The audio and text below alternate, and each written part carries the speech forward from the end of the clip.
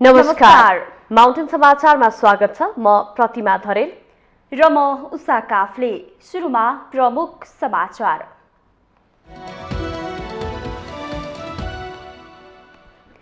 आज अश्विन शुक्ल पूर्णिमा अर्थात् कोजागत पूर्णिमा। सम्पन्नताकी देवी महालक्ष्मीको पूजा आराधना गरी रातभर जागराम बसेर मनाइँदै। आज बिहान 10 देखि 5 बजेभित्र प्रत्यक्षतर्फको उम्मेदवारी दर्ता गर्नुपर्ने, समय थप नहुने, 25 जना भन्दा बढीको जुलुस लैजान नपाइने। आगामी निर्वाचनमा उम्मेदवारी नदिने सभामुख सापकोटाको घोषणा। देश जनता र अग्रगमनको पक्षमा भने निरन्तर लागिरहने प्रतिबद्धता व्यक्त।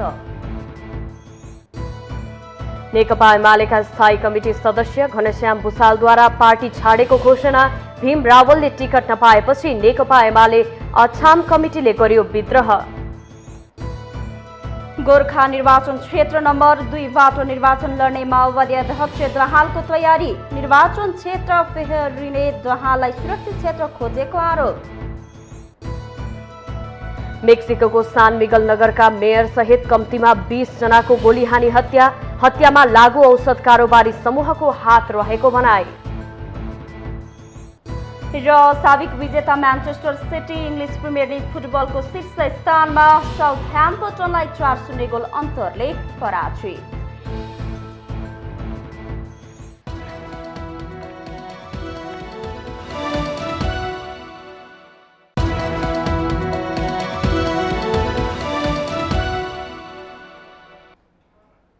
अब समाचार विस्तारमा। आज आश्विन शुक्ल पूर्णिमा अर्थात् कोजाग्रत पूर्णिमा साँझ सम्पन्नताकी देवी महालक्ष्मीको पूजा आराधना गरी रातभर जागराम बसेर मनाइँदैछ। आश्विन शुक्ल प्रतिपदाका दिनबाट सुरु भएको दुर्गा पक्ष अर्थात् दशैं पर्व आज कोजाग्रत पूर्णिमाका दिन सम्पन्नताकी देवी महालक्ष्मीको पूजा आराधना गरी राति जागराम पछि समापन हुन्छ। आजको दिन सायंकालमा महालक्ष्मीको पूजा आराधना गरी राति जागराम बसेको मानिसका घरमा पृथ्वी भ्रमण गर्दै हिँडेकी महालक्ष्मी प्रवेश गरी धन ऐश्वर्य दिई सम्पन्न बनाउँछिन् भन्ने धार्मिक विश्वास छ। माता दुर्गाका 3वटा रूप मध्येका एक रूप महालक्ष्मीको पूजा गरेर आज दुर्गा पक्षलाई विदा गरिन्छ। नवरात्र विजयादशमीकै दिन सकिने भए पनि दुर्गा पक्ष भने आश्विन शुक्ल पूर्णिमाका दिनमा समाप्त हुन्छ। लक्ष्मी पूजाको 15 दिन अघि महालक्ष्मीको आराधना गरिने भएकाले यस पर्वको विशेष महत्व रहेको छ। यो पूर्णिमालाई कौमुदी पनि भनिन्छ। महालक्ष्मीसँगै आज हात्तीमा चढेका इन्द्रको पनि पूजा गर्नुपर्ने शास्त्रमा उल्लेख छ। यसैगरी सौभाग्य, सम्पत्ति, श्रेय प्राप्तिका लागि आजैदेखि आकाश दीपदान पनि सुरु हुन्छ। आकाश दीपदान पाएसम्म बाँस, नपाएमा पलास, खयर, पिपल आदिको लिङ्गो ठड्याई गर्ने गरिन्छ। आकाश दीपदान भगवान विष्णुलाई समर्पण गरी बाल्ने गरिन्छ। आश्विन शुक्ल पूर्णिमादेखि कार्तिक शुक्ल पूर्णिमासम्म कार्तिक स्नान गरी घर घरमा विशेष रूपमा गरिने तुलसी पूजा पनि आजदेखि नै सुरु हुन्छ। कोजाग्रत पूर्णिमाका अवसरमा स्वयम्भू चैत्यमा महादीपदान समेत गर्ने गरिन्छ।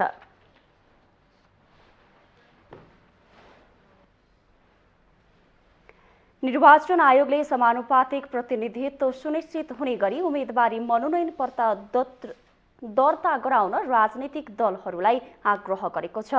आयोग परिसरमा शनिबार आयोजित पत्रकार सम्मेलनमा प्रमुख निर्वाचन आयुक्त दिनेश कुमार थपलियाले संविधान कानूनको व्यवस्था र मर्म बमोजिम सबै वर्ग, क्षेत्र, लिङ्ग, समुदायको समानुपातिक प्रतिनिधित्व सुनिश्चित हुने गरी उम्मेदवारी दिन आग्रह गर्नुभयो। राजनीतिक दलहरूले आयोगको तर्फबाट पाउनुपर्ने सहयोग पाउनुहुन्छ। उम्मेदवार हुन पाउने पनि अधिकारभित्रै पर्छ। त्यसकारण योग्यता पुगेको अयोग्यताभित्र नपर्ने हाम्रो प्रचलित कानुन बमोजिम उम्मेदवार हुन चाहनेलाई उम्मेदवार हुनेसम्मको व्यवस्था गर्न आयोग तयार छ। बाँकी कुरा उहाँ के हुनुहुन्छ भन्ने कुरा 4 गतेले नै निर्धारण गर्छ। त्यो चाहिँ अहिले मैले मानिनँ। आयोगले आज बिहान 10 देखि अपराह्न 5 बजेसम्म सम्बन्धित मुख्य निर्वाचन अधिकृत र निर्वाचन अधिकृतको कार्यालयमा पुगी पहिलो निर्वाचित हुने निर्वाचन प्रणालीतर्फ उम्मेदवारको मनोनयन पत्र दर्ताका लागि समय दिएको छ। मनोनयन दर्ताका लागि आवश्यक संरचना, जनशक्ति र सुरक्षा प्रबन्ध सहित सम्पूर्ण व्यवस्था मिलाइएको जानकारी दिँदै प्रमुख आयुक्त थपलियाले दल, उम्मेदवार र सम्बन्धित पक्षलाई निर्धक्क भएर मतदान समक्ष पुगी अनुमोदित हुने आफ्नो अधिकार प्रयोग गर्न आयोगको तर्फबाट आह्वान समेत गर्नुभएको छ। सुनिश्चित गर्न र मतदानलाई कुनै पनि तरिकाद्वारा प्रभावित गर्नेहरूलाई कुनै पनि किसिमको दण्ड, सजाय वा कारबाही गर्नको निम्ति हामी तत्परताका साथ काम गर्छौँ। म त्यस्तो अवस्था नआओस् भन्ने इच्छा व्यक्त गर्दछु, चाहना राख्दछु। भइहाल्यो भने मैले यति भने राम भन्ने हो, बाँकी कुरा आफैले जिम्मेवारी लिनुपर्छ, यति अनुरोध गर्दछु।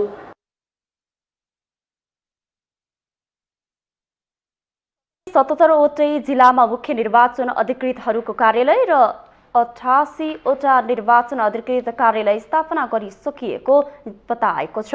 मङ्सिर 4 गतेका लागि तय गरिएको प्रतिनिधि सभा र प्रदेश सभा निर्वाचन आउन अब 43 दिन बाँकी छ। यसैबीच आयोगले आगामी निर्वाचनका दिन यातायातका साधन सञ्चालन गर्न दिने भएको छ। मतदानका दिन व्यवस्थित ढङ्गले यातायातका साधन चल्न दिने निर्णय भएको प्रमुख आयुक्त थपलियाले जानकारी दिनुभयो।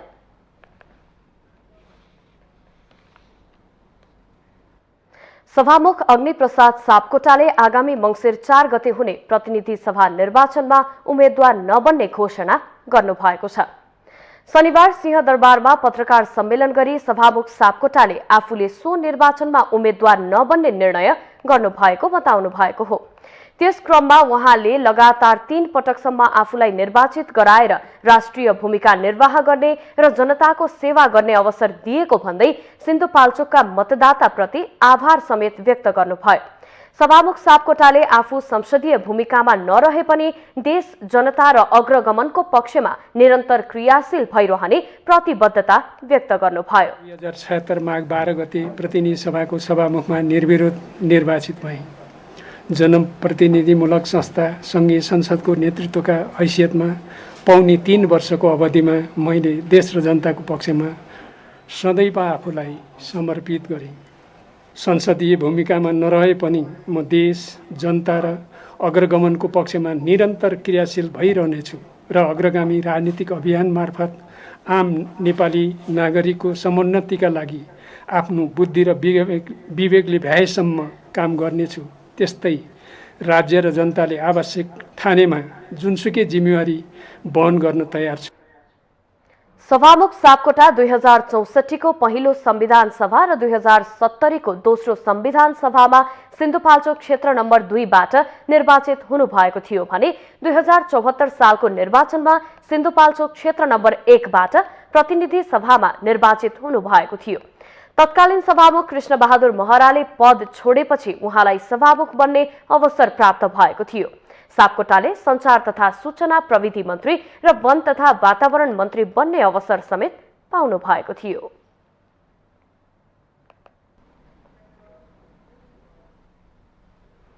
नेकपा एमालेका स्थायी कमिटी सदस्य घनश्याम भुसालले पार्टी परित्याग गरेको घोषणा गर्नुभएको छ।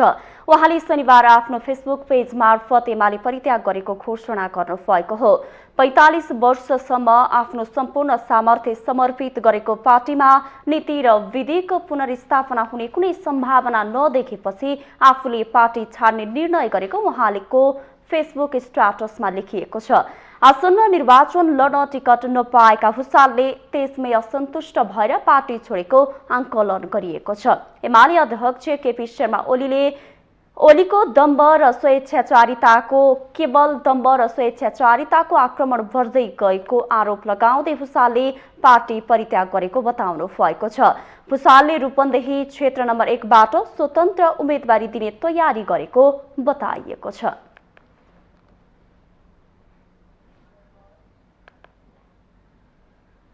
भीम रावललाई टिकट नदिएपछि नेकपा एमाले अछाममा विद्रोह भएको छ। नेकपा एमाले अछाम जिल्ला कमिटिका 4 जना सचिवालय सदस्य सहित 40 जनाले एमाले छाडेको घोषणा गरेका हुन्। एमाले छाडेको घोषणा गर्नेमा जिल्ला कमिटी सचिवालय सदस्यहरू प्रकाश शाह, केशर मिया, बालगिरी कुँवर, सागर सिंह बाबली रहेका छन्।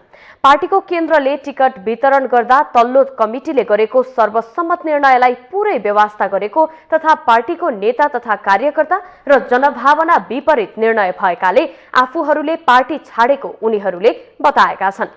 अछाम 1 बाट रावलको नाम एकल रूपमा सिफारिस भए तापनि एमाले अध्यक्ष केपी शर्मा ओलीले रावललाई टिकट दिनुभएको थिएन। रावलको क्षेत्रमा माओवादी केन्द्र छोडेर एमाले पसेका झपट बोहरालाई टिकट दिइएको छ।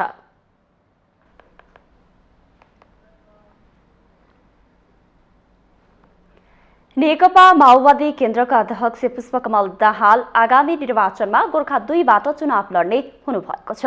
निर्वाचन क्षेत्र फेरिरहने दाहालले यसपटक आफ्नो सुरक्षित स्थान गोर्खालाई मानेको देखिन्छ।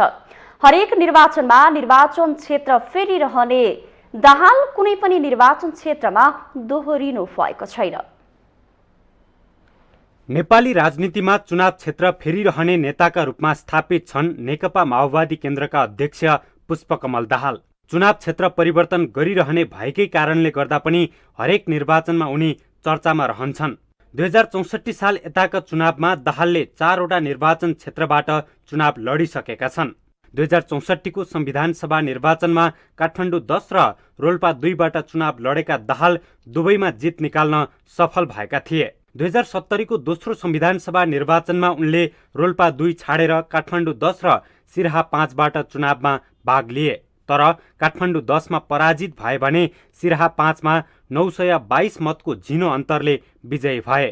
2074 सालको प्रतिनिधि सभा निर्वाचनमा भने दाहालले पुराना दुवै निर्वाचन क्षेत्र छोडेर गृहनगर चितवन 3 बाट चुनावमा भाग लिए। जीवनको तेस्रो निर्वाचनमा वाम गठबन्धनको सहयोगमा उनी रापरपाका विक्रम पाण्डेलाई 9327 मतान्तरले पराजित गर्न सफल भएका थिए। सुरुवाती तयारी हेर्दा आगामी निर्वाचनमा पनि दाहाल चितवन 3 बाटै निर्वाचन लड्ने पक्का जस्तै थियो। उनले चितवनमा आफ्नो पक्षमा चुनावी माहौल बनाउन निर्वाचन क्षेत्र केन्द्रित थुप्रै कार्यक्रम पनि गर्दै आएका थिए। यद्यपि पार्टी पंक्तिले भने उनलाई गोर्खा या स्याङ्जाबाट निर्वाचन लड्न सुझाउँदै आएका थिए। हरेक निर्वाचनमा सुरक्षित क्षेत्र खोजी हिँड्ने दाहालका लागि यसपटक चितवन 3 पनि सुरक्षित महसुस भएन। अन्तत उनी गोर्खा 2 बाट निर्वाचन लड्ने पक्का भएको छ। 74 सालमा डाक्टर बाबुराम भट्टराईले जितेको उक्त क्षेत्र यसपटक भट्टराई प्रत्यक्ष निर्वाचन नलड्ने भएपछि दाहालले रोजेका हुन्। स्थानीय निर्वाचनको मत परिणाम हेर्दा पनि दाहालका लागि चितवन भन्दा गोर्खा सुरक्षित देखिन्छ। चितवन 3 मा भरतपुर महानगरपालिका र माडी नगरपालिका पर्दछ। हालै भएको स्थानीय तहको निर्वाचनमा माओवादीले दुवै पालिकामा गठबन्धनको सहयोगमा उम्मेद्वार उठाएको थियो। तर माओवादीले भरतपुर महानगर मात्रै जित्यो। महानगरको मेयर जिते पनि भरतपुरमा माओवादी तेस्रो स्थानमा छ। स्थानीय निर्वाचनको मत हेर्दा चितवनमा दाहाललाई गठबन्धनको बलियो साथ नभए चुनाव जित्न कठिन देखिन्थ्यो। आफ्नो सशस्त्र युद्धको उद्गम थलो मान्दै आएको गोर्खामा 74 सालसम्म आइपुग्दा माओवादी निकै कमजोर देखिएको थियो। तर वैशाखमा भएको स्थानीय निर्वाचनको परिणामलाई हेर्दा माओवादी पुनः जुर्मुराएको देखिन्छ। गोर्खामा एक्लै निर्वाचनमा गएको माओवादीले 11 पालिका मध्ये 9 मा जित निकाल्दै वर्चस्व कायम गरेको थियो। यसै परिणामलाई आधार मानेर दाहालले आफ्नो सुरक्षित क्षेत्र मानेर गोर्खा 2 रोजेकोमा 2 मत छैन। माउन्टेन टेलिभिजन एचडी का लागि शीतल रिजालको रिपोर्ट। माउन्टेन समाचारमा पालो भएको छ ब्रेकको।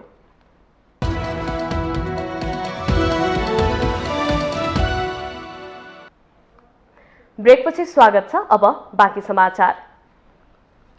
प्रतिनिधि सभा र प्रदेश सभाको मंसिर 4 मा हुने निर्वाचनमा नेकपा एमाले र जनता समाजवादी पार्टी बीच गठबन्धन हुने भएको छ।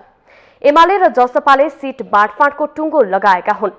शनिबार बिहान एमाले अध्यक्ष केपी शर्मा ओली र जसपा अध्यक्ष उपेन्द्र यादव बीच सीट बाँडफाँडको सहमति पत्रमा हस्ताक्षर भएको छ। प्रतिनिधि सभामा एमाले जसपालाई 17 सीट दिने भएको छ। तालमेल भएका क्षेत्र बाहेकमा दुवै पार्टीले उम्मेदवारी दिन सक्ने भनिएको छ। यो सहकार्य निर्वाचनपछि पनि रहने सहमति पत्रमा उल्लेख छ। यसैबीच प्रतिपक्षी दलसँग चुनावी तालमेल गरेपछि सरकारमा सहभागी मन्त्रीहरू पदमा निरन्तर रहने कि बाहिरिने भन्ने विषयमा जसपाले मनोनयन दर्तापछि निर्णय लिने भएको छ। जसपाबाट राजेन्द्र श्रेष्ठ, मृगेन्द्र कुमार सिंह यादव, प्रदीप यादव र मोहम्मद इस्तियाक राई सरकारमा सहभागी हुनुहुन्छ। यति बेला सबै नेताहरू उम्मेद्वारी मनोनयनका लागि जिल्लामा रहेकाले काठमाडौँ फर्किएर सरकारमा सहभागिताबारे निर्णय गर्ने निधोमा जसपा पुगेको हो।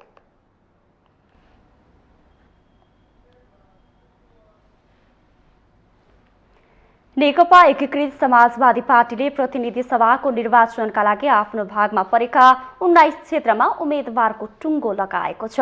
पार्टीले शुक्रबार अबेर रातिसम्म बैठक बसेर उम्मेदवार टुङ्गो लगाएको जनाएको छ। नेकपा यसले इलाम क्षेत्र नम्बर 1 मा सम्मानित नेता छलनाथ खनाललाई उम्मेदवार चयन गरेको छ। यसैगरी उदयपुर 2 मा जगन्नाथ खतिवडा, रौतहट 1 मा पार्टी अध्यक्ष माधव कुमार नेपाल, बारा 4 मा कृष्ण कुमार श्रेष्ठ, काठमाडौँ 8 मा जीवनराम श्रेष्ठ, ललितपुर 2 मा कृष्णलाल महर्जन, धादिङ 1 मा राजेन्द्र प्रसाद पाण्डे, मकवानपुर 2 मा विरोध खतिवडा, कास्की 2 मा श्रीनाथ बराल, गुल्मी 2 मा रामकुमारी झाँक्रीलाई उम्मेदवार बनाएको छ। त्यस्तै पाल्पा क्षेत्र नम्बर 2 मा सोमप्रसाद पाण्डे, रूपन्देही 2 मा राजु गुरुङ, दाङ क्षेत्र नम्बर 1 मा मेटमणि चौधरी, सल्यानमा प्रकाश ज्वाला, डोल्पामा धनबहादुर बुढा बगर, दैलेख 1 मा अम्बर बहादुर थापा, अछाम 1 मा शेरबहादुर कुँवर, बजाङमा भानुभक्त जोशी र डोटीमा प्रेम बहादुर आलीलाई प्रतिनिधि सभाको उम्मेदवार बनाएको छ।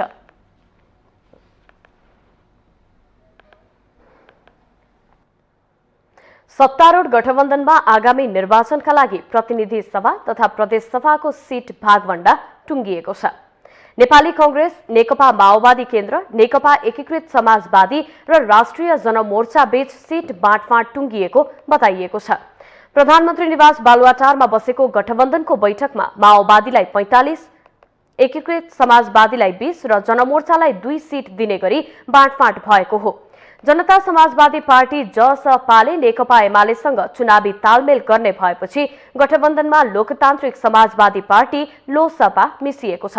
165 निर्वाचन क्षेत्र मध्ये बाँकी 98 स्थानमा कांग्रेस र लोसपा बीच भागवण्डा हुनेछ। कांग्रेसले लोसपालाई प्रतिनिधि सभामा बढीमा 8 सिट दिने भने पनि लोसपाले 15 सिट मागेको बताइएको छ।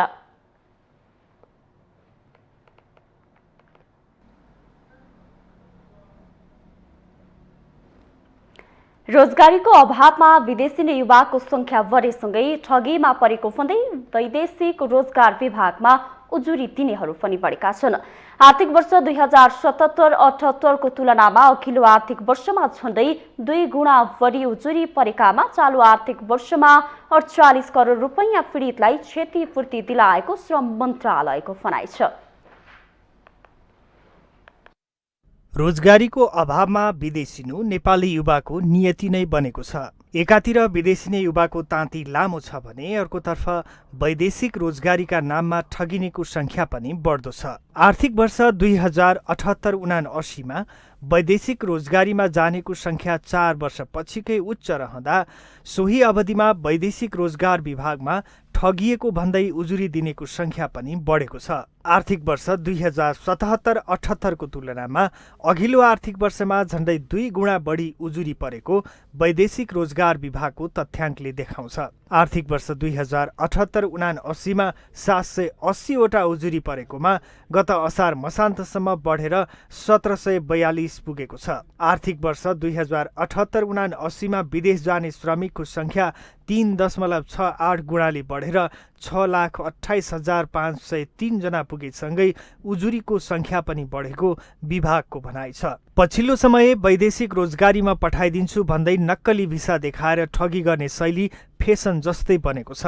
एकातर्फ विभागमा उजुरीको चाङ लागेको छ भने उजुरी दिने पीडितले न्याय पाउन महिनौं कुर्नुपर्ने बाध्यता छ। यता रोजगारीका क्रममा ठगी गर्ने, अलपत्र पार्ने र सम्झौतामा उल्लेख भए अनुसारको काममा नलगाउने जस्ता कार्य गराएको भनी वैदेशिक रोजगार विभागमा आएका निवेदनका आधारमा चालु आर्थिक वर्षमा पीडकबाट भराएको 48 करोड 4,58,000 रुपियाँ क्षतिपूर्ति पीडितलाई उपलब्ध गराइएको श्रम मन्त्रालयको भनाइ छ। वैदेशिक रोजगारीमा भएको ठगी गर्ने, अल्पत्र पर्ने, पार्ने र सम्झौतामा उल्लेख भएको अनुसारको काममा नलगाउने जस्ता कार्य गराएको भनी वैदेशिक रोजगार विभागमा प्राप्त निवेदनहरूको आधारमा पीडितलाई चालु आर्थिक वर्षमा पीडकबाट क्षतिपूर्ति भराएको रु 48 करोड 4,85,000 रुपियाँ क्षतिपूर्ति उपलब्ध गराइएको छ। वैदेशिक रोजगारीको क्रममा भएका व्यक्तिगत ठगीको उजुरी जिल्ला तहमा नै प्रमुख जिल्ला अधिकारीले हेर्न पाउने र कानुन बमोजिम उजुरी उप कारबाही गरी पीडितलाई क्षतिपूर्ति दिलाउने व्यवस्थाको कार्यान्वयनलाई प्रभावकारी बनाएको छ। अहिले संस्थागत भन्दा व्यक्तिगत उजुरी लिएर आउनेको संख्या धेरै रहेको विभागले जनाएको छ। म्यान पावर कम्पनी मात्र होइन, पछिल्लो समय कन्सल्टेन्सीबाट ठगिएको उजुरी लिएर आउनेको संख्या पनि बढ्दैछ। विभागले बेला बेलामा म्यान पावर कम्पनीमा अनुगमन गरे पनि विभिन्न माध्यमबाट युवा ठगिएका छन्। अहिले पनि 2 दर्जन बढी म्यान पावर कम्पनी कारबाहीको दायरामा रहेको भन्दै वैदेशिक रोजगारीको प्रलोभनमा पारी ठगी गर्ने जो कोहीलाई कारबाहीको दायरामा ल्याउने विभागले जनाएको छ। पढे लेखेका युवाहरू बढी ठगिएको मैले पाएको छु। जो ब्याचलर गरेको छ, डिग्री गरेको छ, ऊ चाहिँ अब अस्ट्रेलिया, अमेरिका, क्यानाडा यस्ताको चाहिँ प्रलोभनमा लाखौँ रुपियाँ 15 लाख, 20 लाख, 35 लाखसम्मको चाहिँ मैले चाहिँ खर्च गरेँ भन्ने र ती पैसा फलानले खाइदियो भन्ने उजुरी आइराखेको छ। दिनदिनै भनौँ न छापा मार्नुपर्ने अवस्था त हुँदैन। जति बेला गल्ती हुन्छ त्यति बेला छापा मार्ने हो। हामी आवश्यक पर्दाखेरि जति बेला पनि छापा मार्ने गरेका छौँ र त्यसमा हामी डराएका छैनौँ। मेनपावर कम्पनीहरूले पनि हामीलाई जो राम्रा हुनुहुन्छ उहाँहरूले सहयोग गर्नुभएको छ। पछिल्लो समय शिक्षित भनिएका युवा नै वैदेशिक रोजगारीमा ठगिएको उजुरी लिएर आउने गरेको विभागको भनाइ छ। यो मुलुकमा यति श्रमिक पठायौं, उति श्रमिक पठायौं भन्ने राज्य संयन्त्रले मन्त्रालयमा कल सेन्टरमा गुनासो सुनेर मात्र पुग्दैन। युवालाई विभिन्न बहानामा ठगी गर्ने संस्था र व्यक्तिलाई खोजी खोजी कारबाहीको दायरामा ल्याउन जरुरी छ। माउन्टेन टेलिभिजन एसडीका लागि नवराज पौडेलको रिपोर्ट। काभ्रेपलाञ्चोक जिल्ला बेथानचोक गाउँपालिकाका वडा नम्बर 1, 2 र 3 का 6वटा बस्तीहरू जलवायु मैत्री नमुना गाउँ बन्दै गएका छन्। बेथानचोकका कामीखोरिया, मूलडाँडा, चोरण्डे, आहाले, कोलकाटे, बोल्दे र च्याम्राङ बेसी गाउँ जलवायु मैत्री नमुना गाउँ बन्दै गएका हुन्। एक रिपोर्ट। जलवायु परिवर्तनका असरहरूलाई न्यूनीकरण गरी जलवायु प्रविधि हस्तान्तरण गर्ने उद्देश्यका साथ विक्रम सम्वत 2078 साल फागुनमा यी क्षेत्रलाई जलवायु मैत्री नमुना गाउँ घोषणा गरिएको हो। जलवायु मैत्री नमुना गाउँ घोषणा भएसँगै स्थानीयहरूले कृषिलाई प्राथमिकता दिई काम सुरु गरेका छन्। अहिले स्थानीयहरूले जलवायु मैत्री कृषिका लागि सुधारिएको गोठ, प्लास्टिक टनेल घरहरू निर्माण गरेर जलवायु मैत्री कृषि उत्पादन सुरु गरेका छन्। प्लास्टिकका टनेल निर्माण गरी विभिन्न तरकारी, फलफूल, कागती, किवी, गोलभेडा लगायत अन्य अर्गानिक अन्न बाली फलाउने गरेको बताउनुहुन्छ काभ्रे पलाञ्चोकको बेथानचोक गाउँपालिका 2 चोरण्डेका अर्जुन प्रसाद तिमल सिन्हा। स्थानीयहरू वेद प्रसाद र लाल प्रसाद तिमल सिन्हाको अनुभव पनि अर्जुन प्रसादको जस्तै छ। पहिला र अहिलेमा तपाईँको धेरै अन्तर हो। तपाईँको वस्तुलाई बाहिर यो हुने बित्तिकै बाहिर अब बिहान बाहिर सारेपछि तपाईँको दिनभरि बाहिर बस्न आनन्द भयो। तपाईँको हिलो वस्तुलाई कम हुने भयो। पहिला न त तपाईँको यस्तो हिलो हुन्थ्यो जम्मै। अब यो हाम्रो ठाउँमा अलि बढी माटो छ, गाजङ र गुजुङ भैँसीले कुल्ची काल्ची पार्ने, हिलो हुने, पानीले पखाल्न नसक्ने, यो भैँसी एकदमै आनन्द के होइन। अहिले गाई ओभाना बस्न पायो, ओभाना भुसा खान पायो, त्यो सुविधा भयो। अब यो टोडाले के भन्दाखेरि के पनि हाम्रो यहाँ आउँदैन थियो। अहिले अब काँक्रा, फर्सी जस्तो के भन्दा काउली, टमाटर जे पनि के भन्दा भित्र किराहरू छिर्न नपाइकन अब नमुनाका लागि आएको एउटा हुन्छ। यो टोलभरि भएदेखि धेरै राम्रो हुन्थ्यो। चैता गुराँस फुल्थ्यो, अहिले पुसा फुल्छ। जति उहाँहरूले यहाँ हामीलाई यो 3 वर्ष अगाडिदेखि नै हामीलाई ट्र्याक्टर उपलब्ध, हाम्रो यो ठाउँमा ट्र्याक्टर हो भन्ने थाहा नै थिएन। हात यसरी समातेर हिँड्ने हामीलाई थाहा नै थिएन। हामीले उहाँहरूले सुविस्ता जति यहाँ कार्यक्रम आयो उहाँहरूले दिएको सुविस्ता हामीलाई धेरै फाइदा भन्दा झन् चाहिने भन्दा पनि बढी फाइदा छ। हामीलाई कसरी भन्नुहुन्छ, हामीलाई पोखरी बनाइदिनु भयो, हामीलाई यो सिँचाइको लागि अब तपाईँ अहिले के लाउने त्यो त्यसलाई पनि सबै सुविस्ता छ। अब टौँडेलो दिनुभएछ गोलमेडाहरू लाउने कि अथवा काउली लगाइदिने कि उहाँहरूले काउलीको बेर्ना ल्याएर पनि सारिदिनु भयो, लगाइदिनु भयो। ग्रामीण विकास संस्थाका प्राविधिक शिव प्रसाद तिमल सिन्हाले वर्षातको समयको पानी सङ्कलन गरी हिउँदे बाली नालीका लागि सिंचाइको व्यवस्था गर्नका लागि ट्याङ्की निर्माण गरिएको बताउनुभयो। हामीले वर्षातको समयमा परेको पानीलाई त्यो छानामा परेको पानी जम्मा गरेर त्यो गटरको माध्यमबाट लुज पाइपबाट यसमा कलेक्सन गर्छौँ। यो ट्याङ्कीको क्षमता 4000 लिटर छ। 4000 लिटर पानी हुँदाखेरि एक घरले 5 जना परिवार भएको घरले प्रयोग गर्दाखेरि 22 दिनदेखि 1 महिनासम्मलाई यो पानी भाँडा माझ्न र वस्तुको प्रयोजनको लागि चाहिँ हुन्छ। खानको लागि चाहिँ उहाँले तलबाट ल्याउनुहुन्छ। भाँडा माझ्ने र वस्तुको लागि खानको लागि चाहिँ यो पानी प्रयोजन गर्नु भएको छ। ग्रामीण विकास संस्थाको कार्यक्रमले पुरुषलाई मात्र होइन महिलालाई पनि सहज बनाएको छ। खेतबारीको काम छिटो सकिँदा पुरुषहरूले घरको काममा महिलालाई सघाउने गर्दछन्। हामीलाई धेरै फाइदा भएको छ। दुध बढी आइरहेछ, थुनेलो भएको छैन, वस्तु मजाले बस्न पाइरहेछन्। हामीलाई धेरै सुविस्ता छ। मकै चाँडो पाक्छ अनि मकै चाहिँ फेरि हुन चाहिँ कम हुन्छ। अहिले पहिला देशी माल राख्दाखेरि पर्ले कालो के नै भयो जस्तो भयो, डबल भयो। अहिले छैन, अहिले सिङ्गल पनि छैन। जीविकोपार्जन गर्न नै धौधौ हुने ठाउँमा आफ्नै खेतबारीमा फलाएका फलफुल र तरकारी बेचेर केही रुपैयाँ जोहो गर्न पाउँदा स्थानीयहरू खुसी छन्। ग्रामीण विकास संस्थाले दोस्रो चरणमा सिंचाइमा बढी जोड दिएको जनाएको छ। यो परियोजनाले चाहिँ एउटा सिकाइ पनि भएको छ। ती सिकाइलाई करेक्सन गर्दै होइन दिगो रूपमा कसरी लाने भन्ने ढङ्गले हामीले गएका छौँ। र यो टनेलको सन्दर्भमा नि हामीले अघि मैले उहाँहरूलाई नि भने पहिले यो पनि दिगो भएन भन्ने हावा चलिरहने, अब पोहोर त एउटा हुरी चलेर चाहिँ 5-7वटा टनेलहरू त लडाइदियो पनि के त्यो बाँसको। अनि त्यो पछि हुँदो रहेछ भनेर अनि अहिले चाहिँ हामीले यो पर्मानेन्ट मोडलको बरु उहाँको लगानीलाई चाहिँ बढाउने, बरु अहिले हामीले केही थोरै प्रतिशत अहिले पैसा कम्युनिटीको परेको छ, बरु 50-50%मा जाने कि जस्तो 1 लाख लाग्छ भने 50,000 कम्युनिटीले हाल्नुहोस्, 50,000 प्रोजेक्टले सपोर्ट गर्छ, दिगो त भयो नि त। जलवायु परिवर्तनका कारण किसानहरू मारमा परेको अवस्थामा जलवायु मैत्री नमुना कृषि गाउँ कार्यक्रमले राहत दिएकोमा स्थानीयहरू खुसी छन्।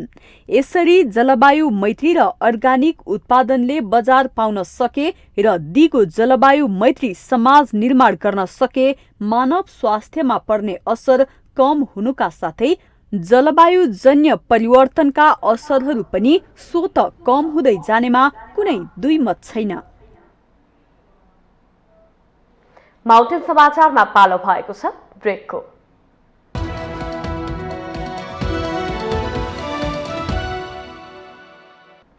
ब्रेकपछि स्वागत छ। अब बाँकी समाचार। जाडोयाम सुरु भएसँगै अस्पतालहरूमा डेङ्गु रोगका बिरामीहरू कम हुँदै गएका छन्। काठमाडौँको शुक्रराज ट्रपिकल तथा सरुवा रोग अस्पतालमा दशैं सुरु हुनु अघिको तुलनामा दशैं अवधिमा डेङ्गीका बिरामीहरू कम हुँदै गएका हुन्। दशैं अघिसम्म देशभर नै डेङ्गी महामारीले आक्रान्त बनाए पनि जाडोयाम सुरु भएसँगै डेङ्गी संक्रमण कम हुँदै गएको र बिरामीहरू पनि कम अस्पताल आउने गरेको शुक्रराज ट्रपिकल तथा सरुवा रोग अस्पतालका सूचना अधिकारी नवराज गौतमले बताउनुभयो। उहाँले डेङ्गुको प्रकोप अझै रहने भएकाले केही समयसम्म सरकारले तोकेका स्वास्थ्यका मापदण्ड अपनाउन आग्रह पनि गर्नुभयो। त्यसपछि गएर चाहिँ यो लोसनको प्रयोग गर्नु पर्यो, फुल लुगा लगाएर हिँड्नु पर्यो। हामीले यो मापदण्डका स्वास्थ्यका मापदण्डहरू नेपाल सरकार तोकेका स्वास्थ्यका मापदण्डहरू पालना गऱ्यौँ भने डेङ्गुबाट बच्न सकिन्छ र जुन खालको प्रकोप हामीले वरिपरि देखिरहेछौँ समयमा अस्पताल जाने र यसको निदानको लागि चिकित्सकको सल्लाह लिने गर्नुभयो भने यसबाट हुन सक्ने ठुलो दुर्घटनाबाट हामी बच्न। सूचना अधिकारी गौतमले विगतका वर्षमा भन्दा यस वर्ष सर्पदंशका बिरामीहरू पनि बढिरहेको बताउनुभयो। गत वर्षहरूमा असोज महिनाबाट सर्पदंशका बिरामीहरू धेरै नआएको, तर यस वर्ष भने हाल पनि 5 जना सर्पदंशका बिरामी टेकु अस्पतालमा उपचाररत रहेको बताउनुभयो।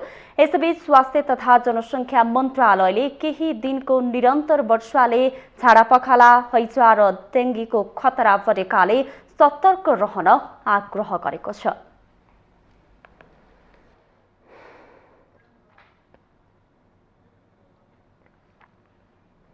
जुम्लामा पहिरोमा परि मृत्यु हुनेको संख्या 7 पुगेको छ। जिल्ला प्रहरी कार्यालय जुम्लाका अनुसार कनका सुन्दरी गाउँपालिका 5 बारकोटे बाडामा स्थानीय गणेश शाहीको घर पहिरोले भत्किँदा 7 जनाको मृत्यु भएको छ। जिल्ला प्रहरी कार्यालय जुम्लाका प्रहरी निरीक्षक तथा सूचना अधिकारी धर्मराज जोशीका अनुसार मृत्यु हुनेमा घरमुली 55 वर्षका गणेश शाही, उनका छोरा 22 वर्षका रमेश शाही, रमेशकी पत्नी 22 वर्षकी पानसरा शाही, रमेशका 8 वर्षका छोरा अनमल शाही, छोरी मिलन शाही, छिमेकी सुरेन्द्र हमाल र 25 वर्षकी विद्या शाहीको मृत्यु भएको हो। घटनामा स्थानीय सरस्वती हमाल र रामबहादुर हमाल घाइते भएका छन्। यसैबीच जिल्ला प्रहरी कार्यालय जुम्लाले बाढी र पहिरोले हिमा गाउँपालिकाका 2 जना बेपत्ता भएको जनाएको छ। हिमा गाउँपालिका 3 जोगीबाडामा बाढी आउँदा स्थानीय 25 वर्षकी सत्यदेवी योगी र उनका 3 वर्षका छोरा विनम योगी बगेर बेपत्ता भएका हुन्। बेपत्ताको खोजी भइरहेको प्रहरीले जनाएको छ।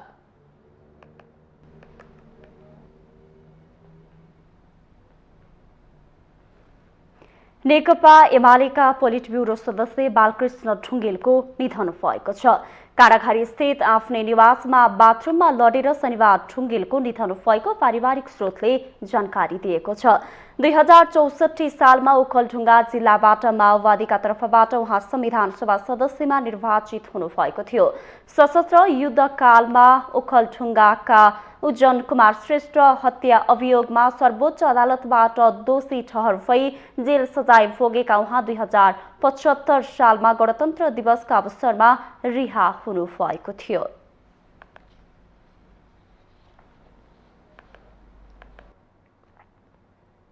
दशैंको घटस्थापनादेखि पूर्णिमासम्म मिथिला क्षेत्रमा महिलाहरूले गर्ने तान्त्रिक नृत्य झिझिया ग्रामीण क्षेत्रबाट हराउँदै गएको छ।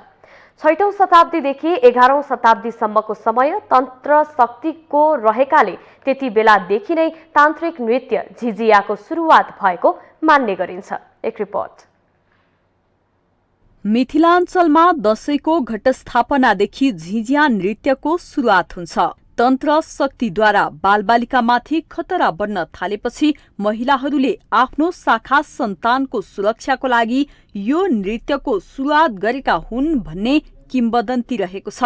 नृत्यमा महिलाहरूले दुष्टात्माबाट बच्न घेरा हाल्ने र बीचमा एउटी महिलाले असंख्य प्वाल भएको गाग्रोमा बलिरहेको दीप राखी उक्त गाग्रो टाउकोमा राखेर नाच्ने परम्परा छ। उक्त गाग्रोको प्वाल दुष्टात्माले गन्यो भने ती महिलाको मृत्यु हुन्छ वा अनिष्ट हुन जान्छ भन्ने मान्यता रहेको छ। गाली गर्दा कुनै खराब शक्तिले गाली सहन नसकी महिलाहरूसँग झगडा गर्न आयो भने त्यसको पहिचान समेत हुने जनविश्वास रहिआएको छ। परम्परा अनुसार ग्रामीण क्षेत्रमा विधि विधान अनुसार झिझिया गीत गाउने महिलाको अभाव र व्यवस्थापनको कमीको कारण हाल आएर मिथिलाका ग्रामीण क्षेत्रबाट यो नृत्य हराउन थालेको छ। झिझिया नृत्य परापूर्व कालदेखि नै मध्य क्षेत्र र भारतका केही क्षेत्रमा मनाउने एउटा पर्व जस्तै हो, जुन विजयादशमीको प्रवेशसँगै मधेसमा डाइम भनेर सम्बोधन गरिन्छ। प्रभाव बढ्ने भएको जनविश्वास छ र यसै प्रभावलाई निरुत्साहित बनाउन यहाँका मिथिलाका महिलाहरू, मधेसका महिलाहरू गाग्रो राखेर, टाउकोमा गाग्रो राखेर नाच्ने र ती गाली गर्ने एउटा परम्परा छ। नृत्यको ऐतिहासिक तथा सामाजिक महत्त्व छ। जतिबेला समाजमा तन्त्र विद्या हावी थियो र जादु टुना मुनाको प्रभाव बालबालिकामाथि बढी थियो भनिन्छ, त्यही बेलादेखि झिझिया नृत्यको प्रारम्भ भएको हो। ई झिझिया के परंपरा सब हट रहल छै, कैला त सब में आब जनचेतना एले जे ई झिझिया पहिले लोग कहै छलै जे डाइन जोगिन से बचावे के लेल अहाँ के झिझिया खेलल जाय छलै, लेकिन आब ई अहाँ के लोकगीत के लोकप्रिय लोकगीत के जकाँ हम सब ई दशै में ई मनावल जाय छै, तै दुआरे ई अहाँ के परंपरा होइ के चाही। शहरी क्षेत्रमा हाल यो नृत्यले व्यावसायिक रूप लिन थालेपछि यसको मौलिकता हराउँदै गएको छ। विजया दशमी भर जनकपुर धाममा झिझिया नृत्य दैनिक रूपमा हुँदा पनि यसको संरक्षण गर्न राज्यले तत्परता नदेखाउँदा लोप हुने अवस्थामा पुगेको हो। माउन्टेन टेलिभिजन एचडीका लागि धनुषा सहकर्मी कैलाश दासको रिपोर्ट। सुनसरीको इटरी स्थित जुट अनुसन्धान केन्द्रले 20 वर्षपछि नयाँ जातको उन्नत बिउ सिफारिस गरेको छ। नयाँ जातको बिउ प्रयोग भएसँगै जुट खेतीभित्र नगदे बाली पनि लगाउन सुरु गरिएको छ। अनुसन्धान केन्द्रले रानी र जोआरओ 204 जातको बिउ सिफारिस गरेको हो। सुनसरीको इटहरी स्थित जुट अनुसन्धान केन्द्रले 20 वर्षपछि नयाँ जातको उन्नत बिउ सिफारिस गरेको छ। जुटका 5 तिता जातको बिउ सिफारिस गरेसँगै सुनसरीका किसान हर्षित भएका छन्। नयाँ जातका उन्नत बिउ प्रयोग गरेसँगै जुटको मूल्य पनि राम्रो पाएपछि किसानहरू खुशी भएका हुन्। केही वर्ष पहिले 40 रुपैयाँ प्रति केजीमा बिक्री हुने जुट अहिले 110 प्रति किलोमा घरमै बिक्री हुने गरेको छ। जुट अलि रेसाहरू अलि धेरै पर्ने, अलि लामो हुने, सुक्खा ठाउँमा सहन सक्ने, नओइल्याउने के हो मेन चाहिँ यसो। र समग्र किसानको लागि त धेरै फाइदा पुग्ने हामीले अपेक्षा गरेका छौँ। अब यसले चाहिँ उत्पादन प्रोडक्सन बढी दिने, अब कम क्षेत्रमा त्यही बराबरको नयाँ जातको लगाइयो भने बढी रेसाहरू धेरै पर्न सक्ने त्यो चाहिँ अपेक्षा गरेका छौँ। प्रदेश नम्बर 1 को झापा, मोरङ, सुनसरी, उदयपुरमा र प्रदेश 2 को सप्तरी लगायत पूर्वी तराईका जिल्लामा जुट खेती हुने गरेको छ। जुट मिलका लागि आवश्यक पर्ने कच्चा पदार्थको कमी भएका कारण पूर्वका आधा दर्जन भन्दा धेरै मिल बन्द भएको अवस्था छ।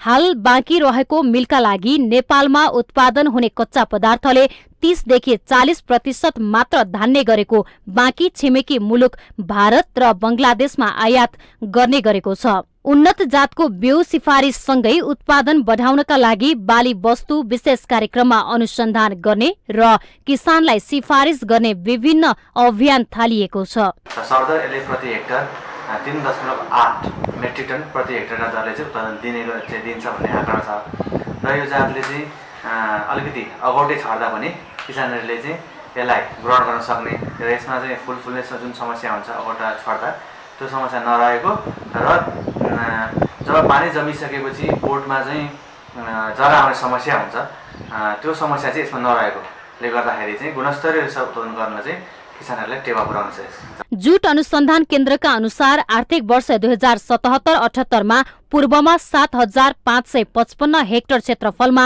जुट खेती लगाउँदा 10,165 मेट्रिक टन उत्पादन भएको छ। विनोद आचार्य, सुनसरी। हामीसँग आर्थिक, अन्तर्राष्ट्रिय र खेल समाचार बाँकी नै छन्। माउन्टेन समाचारमा पालो भएको छ अर्को ब्रेकको।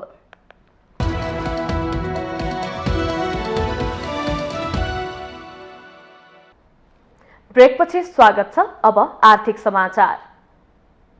आर्थिक समाचारको साथमा मेरो देश मेरो जगदम्बा सिमेन्ट, गुणस्तरको नयाँ स्तर Riddhi Siddhi cement. Jagadamba super sign तथा ग्याल्वा प्लस जस्ता पाता जीवनभरको भरोसा। मेगा बैंक नेपाल लिमिटेड, विश्वास जित्दै अघि बढ्दै। सर्वोत्तम सिमेन्ट, सर्वोत्तम मजबुती।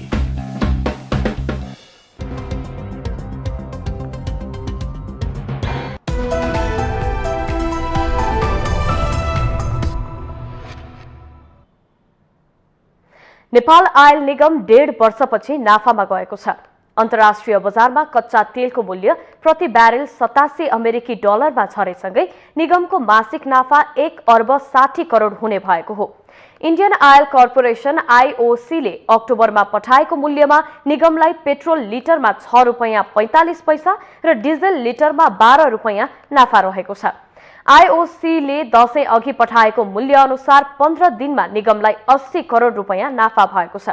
पछिल्लो 1.5 वर्षमा अन्तर्राष्ट्रिय बजारमा कच्चा तेलको मूल्य आकाशिँदा निगमले 55 अर्ब गुमाएको थियो। निगमले यो अवधिमा तेल ल्याउन 40 अर्ब ऋण बोकिरहेको जनाएको छ। यसैबीच निगम नाफामा गएपछि मूल्य घटाउने दबाव बढेको छ। सरकारले पनि तेलको मूल्य घटाएर निर्वाचन लक्षित राजनीतिक लाभ लिन खोजिरहेको बताइएको छ।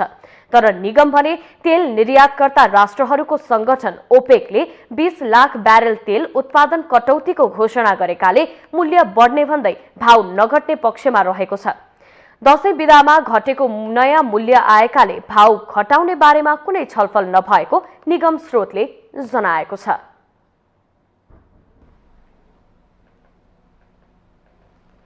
अब पालो अन्तर्राष्ट्रिय समाचारको।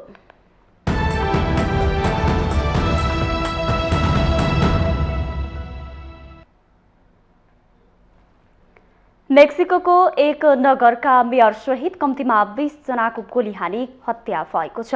मेक्सिको पश्चिमी क्षेत्रमा पर्ने सान मिगल तातो लाफोनको टाउन हलमा बन्दुकधारीहरू प्रवेश गरी अन्धाधुन्दा गोली प्रहार गरी मेयर सहित 20 जनाको हत्या गरेको अन्तर्राष्ट्रिय सञ्चार माध्यमहरूले जनाएका छन्। भवनको भित्तामा गोलीले बनाइएको प्वालहरूको तस्बिर सार्वजनिक भएका छन्। मेयर कोनान्द्रो मोन्डोज अल्मेडाको वामपन्थी दल पीआरटीले हत्यालाई कायरतापूर्ण कार्य भन्दै निन्दा गरेको छ। उक्त दलले स्वतन्त्र छानबिनको माग समेत गरेको छ। सो आक्रमण द लस ट्रेक्विलेरोस आपराधिक समूहले गराएको बताइएको छ। सो समूह लागु औषधको व्यापार गर्ने शक्तिशाली समूहसँग सम्बन्ध भएको प्रहरीले जनाएको छ। सो आक्रमणमा प्रहरी अधिकारी तथा नगरपालिका कर्मचारी पनि मारिएका छन्। सामाजिक सञ्जालमा रगतले लतपतिएका शवहरू भुइँमा यत्रतत्र रहेको तस्बिरहरू आएका छन्। सो समूहले टाउन हलमा आक्रमण गर्नुअघि मेयर अल्मेडाका पिता हुआ मेल्डोजा अकोस्ट्राको पनि हत्या गरेको छ। हुआ मेल्डोजा उक्त शहरको पूर्व मेयर भएको बताइएको छ।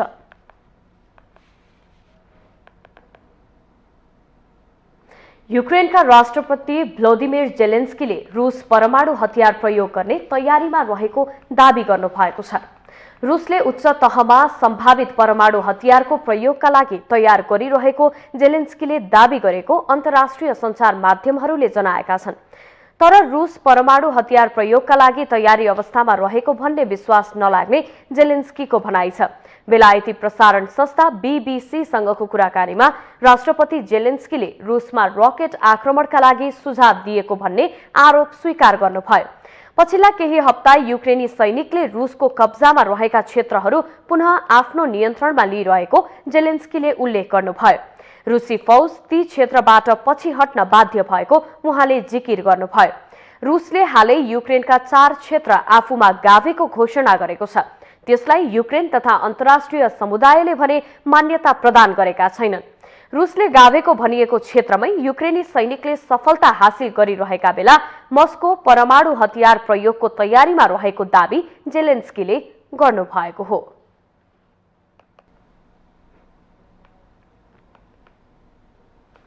अब पालो खेल समाचारको।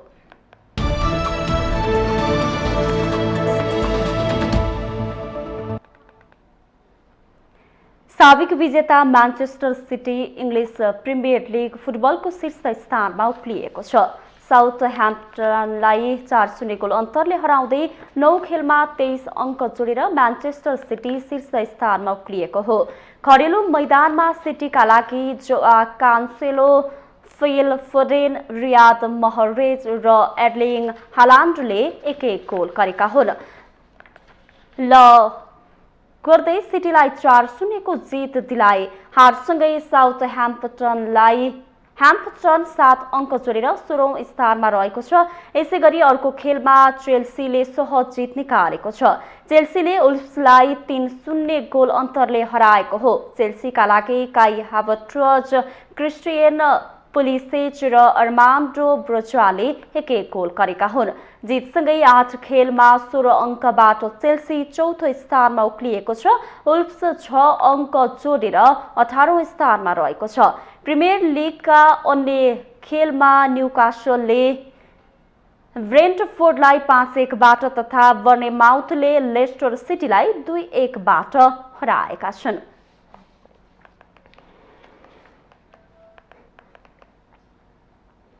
सन् 2024 मा आयोजना हुने आईसीसी अन्डर 19 विश्वकप क्रिकेटको छनौट खेल्ने सबै राष्ट्रको टुङ्गो लागेको छ। अन्डर 19 विश्वकप छनौटमा नेपालले समेत सहभागिता जनाउने भएको हो। छनौटमा नेपालले डिभिजन 2 बाट आएका 2 टोली सहित 6 टोलीसँग प्रतिस्पर्धा गर्नेछ। डिभिजन 2 मा Bahrain, Bhutan, Saudi Arabia, Oman, Qatar, Hong Kong, Singapore र थाइल्यान्ड रहेका थिए। यी 8 टिमबाट शीर्ष 2 मा रहेका सिङ्गापुर र हङकङ भने डिभिजन 1 मा प्रवेश गरेका हुन्। यी टिमले डिभिजन 1 मा रहेका टिमसँग प्रतिस्पर्धा गर्नेछन्। डिभिजन 1 मा नेपाल, यूएई, मलेसिया र कुवेत रहेका छन्। यस डिभिजनबाट शीर्ष 1 टोलीले विश्वकपमा स्थान बनाउनेछन्। आयोजनाको स्थल तय नभएको यस विश्वकपमा 16 मुलुकले सहभागिता जनाउनेछन्। प्रतियोगितामा सहभागी हुने 16 मध्ये 11 टिम छनौट भइसकेका छन्। बाँकी 5 टिम भने छनौटबाट आउनेछन्। यसै वर्ष वेस्ट इन्डिजमा भएको अन्डर 19 विश्वकपमा शीर्ष 11 मा रहेका टिम आगामी विश्वकपका लागि सिधै छनौट भइसकेका हुन्। छनौट हुने 11 मुलुकमा भारत, पाकिस्तान, श्रीलङ्का, बङ्गलादेश, इङ्ल्यान्ड, अस्ट्रेलिया, अफगानिस्तान, दक्षिण अफ्रिका, वेस्ट इन्डिज, आयरल्यान्ड र जिम्बाब्वे रहेका छन्। 5 टोली भने एसिया, अफ्रिका, युरोप, अमेरिका र इस्ट एसिया पेसिफिकबाट समान 1-1 टिम रहनेछन्। विश्वकपमा स्थान बनाउन नेपालले 6 टोली रहेको एसिया क्षेत्रको डिभिजन 1 जित्नुपर्ने हुन्छ।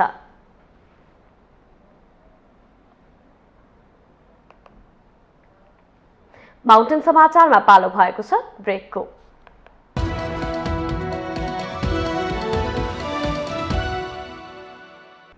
ब्रेकपछि स्वागत छ। यससँगै हामी माउन्टेन समाचारको अन्त्यमा आइसकेका छौं। जाँदा जाँदै प्रमुख समाचार पुनः एकपटक।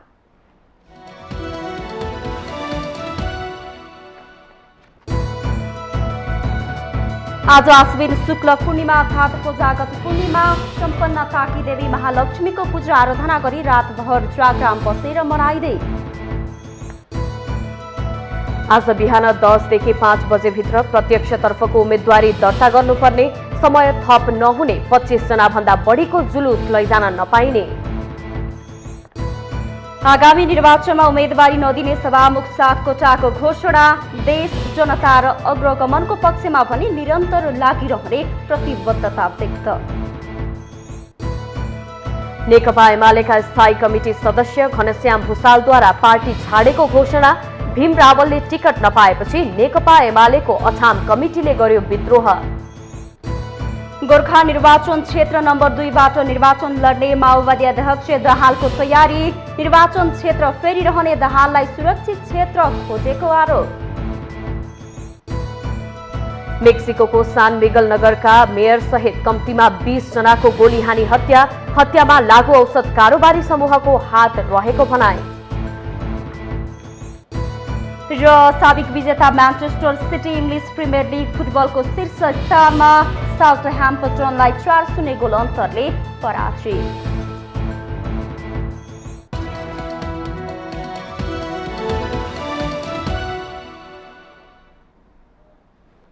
माउन्टेन समाचार अहिलेलाई सकियो। सत्य, तथ्य र निष्पक्ष समाचारका लागि माउन्टेन टेलिभिजन HD हेर्दै रहनुहोला। नमस्कार।